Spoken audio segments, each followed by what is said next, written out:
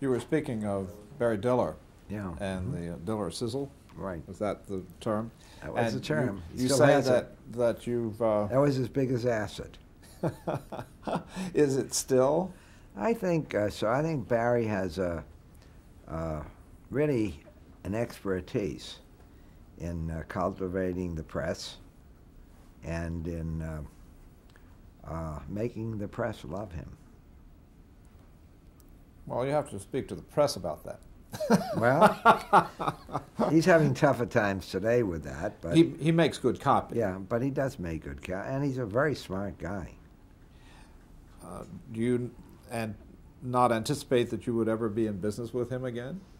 No, but I anticipated that we'd be battling again, and as you probably know, very recently, we won the World Federation rights, wrestling rights away from Dilla, and it's now on many of our platforms, particularly TNN, and that will play a big role in making TNN into a major network, more consistent with the other MTV networks. Is it possible that you are a lawyer who has you for a client? Yes. I don't think there's a day I don't practice law. Every time when I sit with you and we talk, I'm practicing law. When I write a letter, I'm practicing law. When I talk to a competitor, when I get involved with a negotiation, which I do frequently, and I have frequently, I'm practicing law.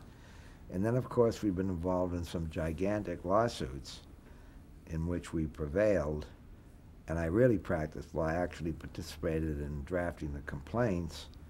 And by the way, I'm known as litigious. That's a lie. But seriously, I hate litigation because it is a drain on the time and energy of the plaintiff as well as the defendant. But once in a while, you have to make sure that you're not abused, that the playing field is level, and you have to fight to preserve the integrity of your company. And the couple of big lawsuits came out of that motivation. Well, tell us about the Paramount battle. Well, it was a vicious battle. We had made a deal already with Davis and with Paramount, so it wasn't a question. The reason I felt so strongly, because Dilla was supposed to be my friend, had we been openly competing for Paramount, it would have been one thing. But we had a deal, we had a contract, and he came at it. Of course, he has a different point of view on the propriety than I do. And, you know, that involved litigation, it involved a year of bidding. We were working day and night. We had to raise tons of money in order to keep the battle up. That brought us to Blockbuster. That brought us to then Ninex and my friend Ivan Seidenberg, who invested $1.25 billion in the battle. Now Verizon, of course, he's still on our board. It was very, very difficult. And then there were times we thought we were going to run out of money, and that's when Blockbuster became so important to us, because Blockbuster had a huge cash flow. This battle went on day and night. We had a war room, and we just kept going. Some people thought we overpaid. When it was all over, they were wrong. What did you pay at the end? Before we come to that, let me tell you the clincher. Finally, at the very end, we offered what they call a VCR. Basically, it was a guarantee to the stockholders when our stock was something like 35, that in a given period of time they'd get 55. That was a big gamble. But we were convinced that we knew how to manage the company, we would make it more valuable. And Dilla, it was kind of interesting. I remember standing by the Quotron as his offer came over, money, you know, stock, whatever. And once we saw that he wouldn't do the same thing, because he wasn't going to give them that kind of a guarantee with what I call a shopping channel selling zircon jewelry, that we know we won, although we hadn't technically won, and he didn't know we won. But that was the key to it, that guarantee. And I will never forget the night we were at 21, a few of us, and They were out soliciting votes, although we thought we had won because the investment community was smart enough to know the value of having that kind of guarantee on where their stock would be in 2 years. And when we got over 51% of the vote, I held up a glass and said to my associates, "Here's to us who won." It was really a very emotional moment. Barry, on the other hand, was asked the same, how he felt, and I remember his answer. They won, we lost, next. So it was kind of an emotional time, I guess, on both sides. How do you feel about that acquisition today? Well, this so-called deal from hell, which was what they called it, became a hell of a deal. To give you an idea, the attributable value of Simon & Schuster at that time was $2.1 billion. We sold the educational part for $4.6 billion.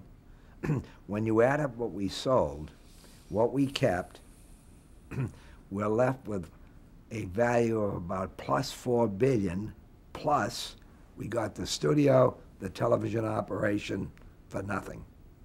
What about so the it turned out libraries? to be a great, well, including and the library, everything else.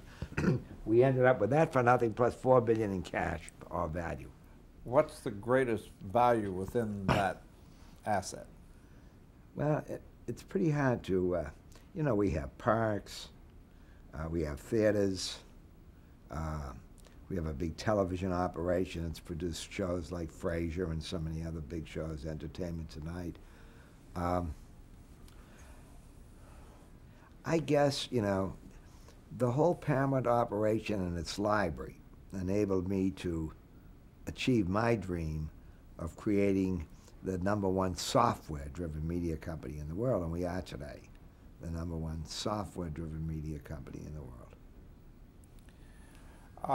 You got out of the cable operating business. Yes, we did. We were a very small factor in the cable business, whereas in cable programming, we had become and are today the preeminent cable programmer. Now we have MTV, Nickelodeon, VH1, and Nick at Night, half a Comedy Central, TV Land.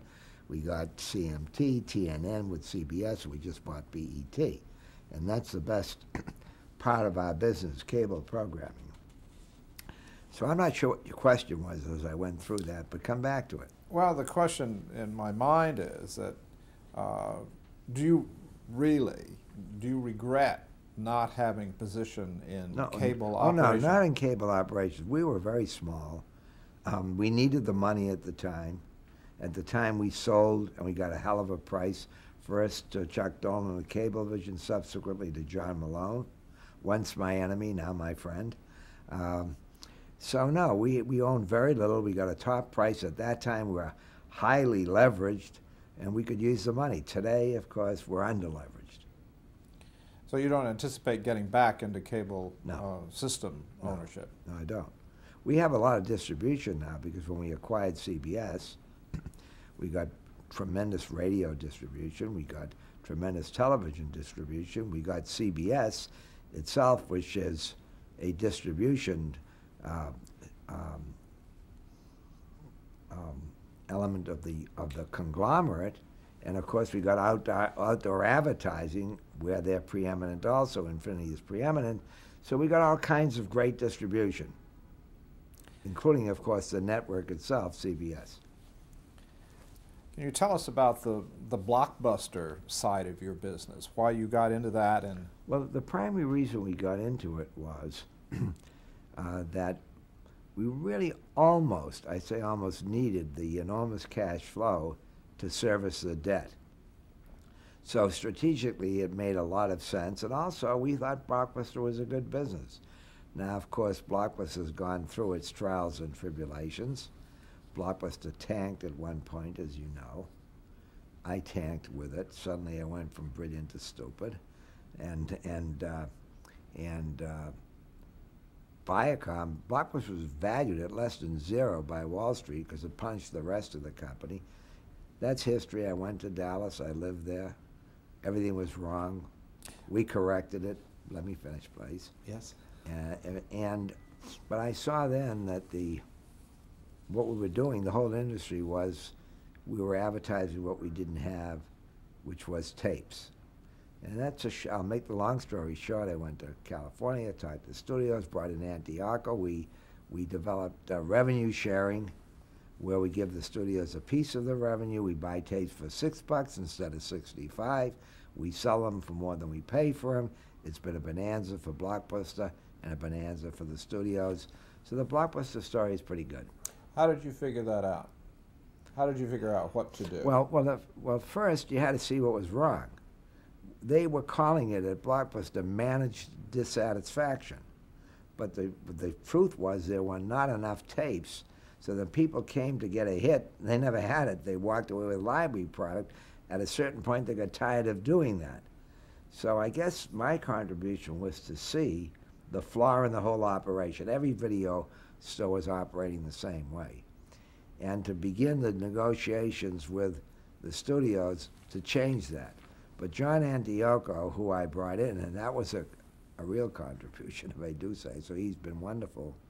He was the one that took that basic concept and developed the revenue sharing model, which saved Blockbuster and the studios, because without this business, the studios don't exist. Where had he come from? He had come from, he was operating Taco Bell for Pepsi, and he had a terrific track record. Before that, he had taken another company out of bankruptcy and made it succeed. I checked him pretty good because I had made a couple of mistakes before in finding an executive. But everyone I talked to gave him 5 A's. I met him, we liked each other, and we finally made a deal with him. And he's with us, of course, today. How long is Blockbuster going to be a business? Well, I listen to that kind of nonsensical question all the time from people who think that technology is going to destroy, pardon me for using the word nonsensical, let's just say skeptical. I'll change it to skeptical, not nonsensical, because it's a sensible question. I'm going to bring in my lawyers soon. Yeah, that's okay. No, I got to tell you, it is a sensible question. I was wrong, but I listen to the skepticism all the time. First, we see no erosion so far from electronic delivery of videos. Second, we're picking up market share all the time, every quarter like 2%. We'll own 40 to 50% of the market before long.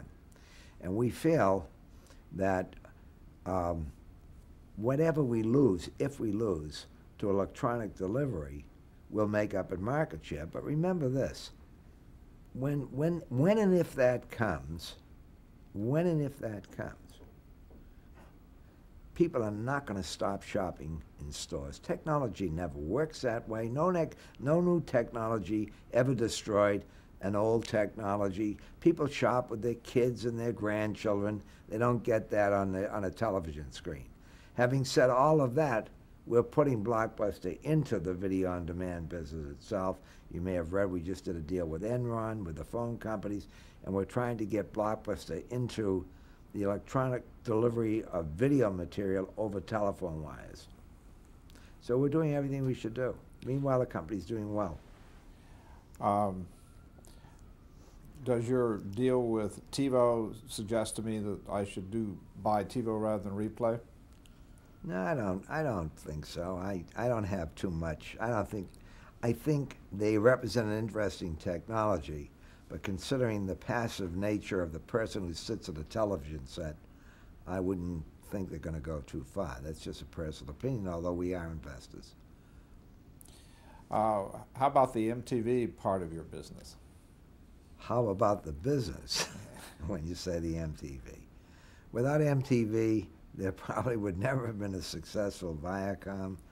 There wouldn't have been all those wonderful things that have taken place through Paramount, Blockbuster, and finally CBS. MTV has become a phenomenon. As I say, believe it or not, the banks wanted us to sell MTV. And MTV is now in 335 million households around the world. We're the only company which is aggressively pursuing not American population, but the world's population. We're in 139 countries, and now Nickelodeon is reaching 300 million people around the world. It's become an enormous business for us and a unique one. Indeed, in the first 9 months of this year, MTV Asia advertising was up 133%. So the business is exploding. We're unique in this business, and we would expect in a few years to make more money overseas than we're making here with the MTV networks. Right now, MTV networks make about $1 billion, of which overseas is only 70 million. So that's a big growth story in itself. What are the margins at MTV? Big. Is that your highest margin business? Well, the MTV networks generally are, and one of the reasons for that is we have become very adept at low-cost producing programming that people want to see, on the other hand, at low cost. And then, of course, one of the coups is that we've been able to take that low-cost television model from New York to California, where we're now making full-length animated pictures. Tomorrow we open Rugrats in Paris. The first Rugrats was the first non-Disney animated motion picture to gross over $100 million, and it cost us $25 million, which is about a fifth of what the other companies are spending. And at the same time that we establish this franchise, we're establishing the MTV franchise there. As a matter of fact, we have a picture called Kings of Comedy. Cost us $3 million, MTV picture in Hollywood. It'll gross domestically about $40 million. So these are vast, new, high-growth businesses for us. Who is your principal lieutenant in that area? Well, Tom Preston runs the MTV networks. And that includes the motion picture development? Well, there's a partnership between Tom and John Dolgen and Sherry Lansing out on the coast. Well, I want to come back to the new media type of businesses in a moment, but I'm curious about UPN and your plans for your strategy for that operation. Well, in the first place, UPN is a different UPN with CBS. For example, you could see a run of Survivor on UPN. You could see CBS Sports, News, Entertainment on UPN. We believe we can turn UPN around in a year and a half, although we saw in today's paper a story saying that Murdoch who got Chris Kraft, did not want UPN to go out of existence and was considering a joint venture with Viacom. So there are all kinds of alternatives for UPN. But we think we can make it profitable, and we think that if we do, again, one other way will be unique, and we never did discuss CBS and its impact on us, in having two networks rather than one. Well, you're going to have many networks, I would anticipate. Well, when I'm saying networks, I mean broadcast networks like CBS, UPN, and of course the others. But UPN has lost a lot of money. It has. And what's the debt position on that? We expect, as I say, to turn that from loss to profit within 18 months. Within 18 months? Yeah, the ratings are way up. We're beating WB on ratings. Now we have to monetize that.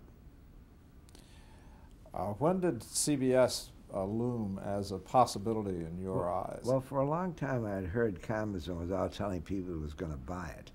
My own view of that was that it was kind of interesting since I controlled it and he had never talked to me about it. But ultimately he started to call, and actually I didn't take his calls for a while, not because I'm that kind of person. I'll take anybody's call, but I was busy as hell at the time. And finally, you know, we had shows there. Jag and Becker are Paramount shows, and they're still on. And I said, you know, I really ought to meet this guy. And I went out of my way to meet him, and he came over, and we had a meeting. And of course, when he first came over, he emphasized duopoly, saying that they had television, we had television, the law had changed, great advantage. He talked about exchanging our television stations for his cable channels, which was interesting. But it's clear he always had in mind the big deal.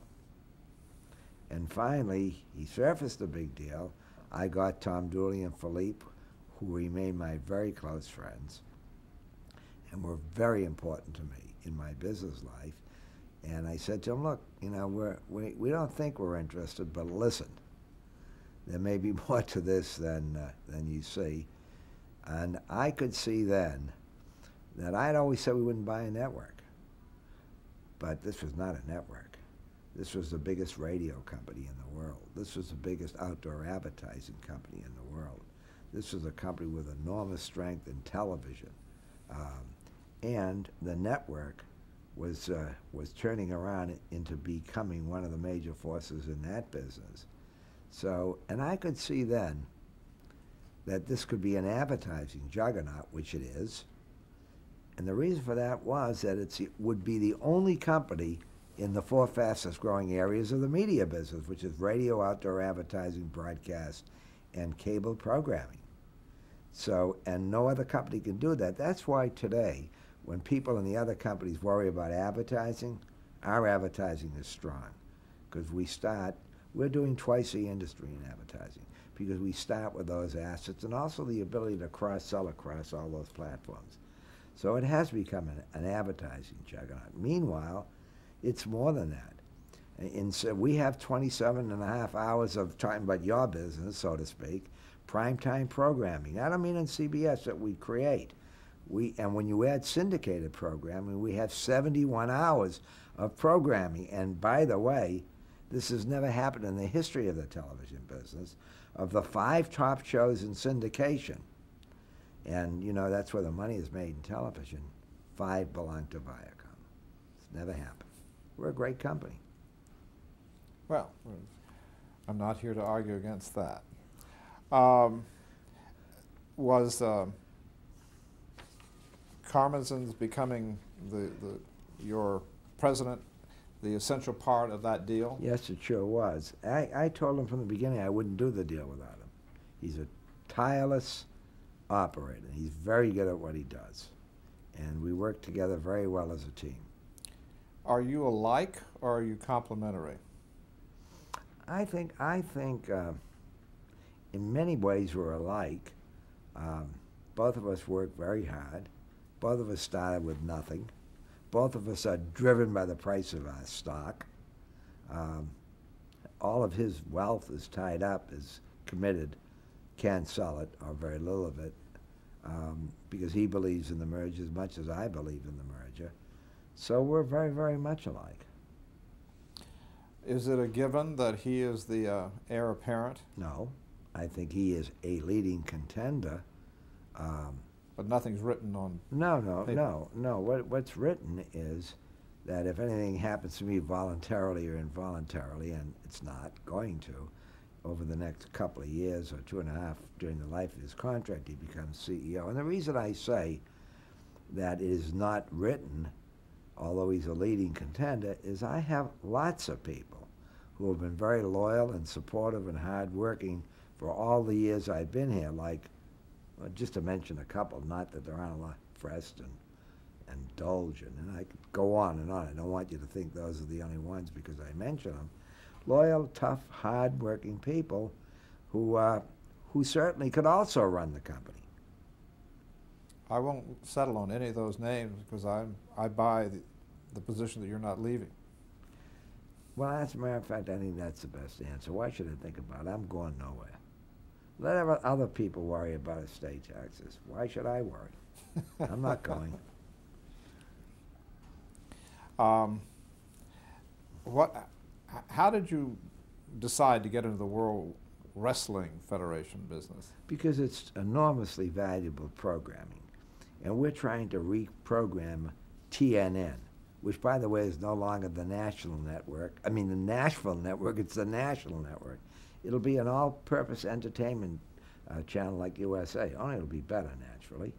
And so wrestling, we realized, would be an enormous boom to the people that watch TNN, and it has been. And we also have it, of course, on other platforms like UPN. I was a little surprised by your acquisition of BET. Why?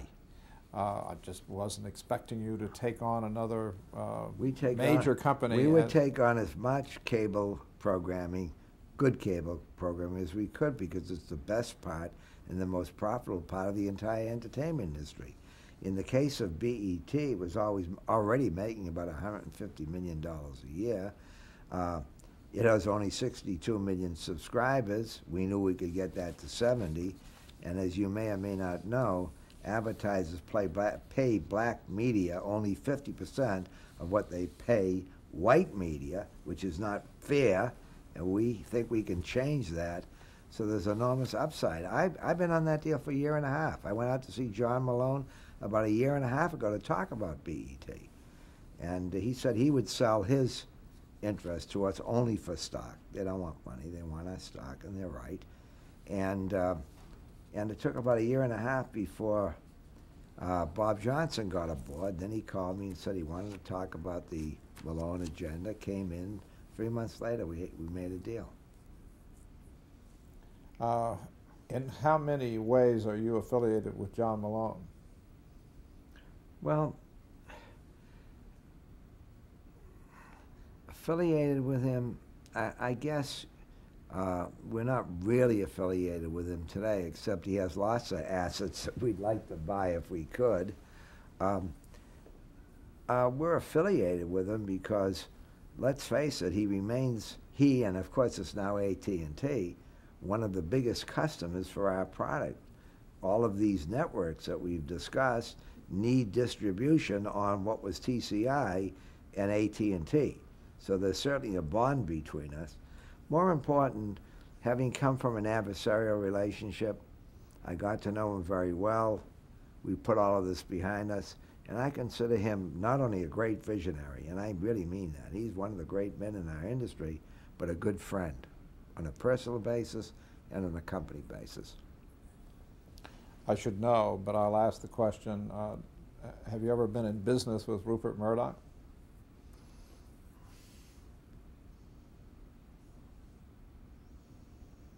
Well, we're sort of competitors. If there were any business, well, yeah, we did Titanic with him. We were partners in Titanic, but we don't have an ongoing strong business relationship with him. I see him frequently. I met with him and John Dolgen and Michael Eisner only a few weeks ago to discuss all kinds of problems, including encryption of our product. I like him. Are any of you who have come to be such large corporations, conglomerates,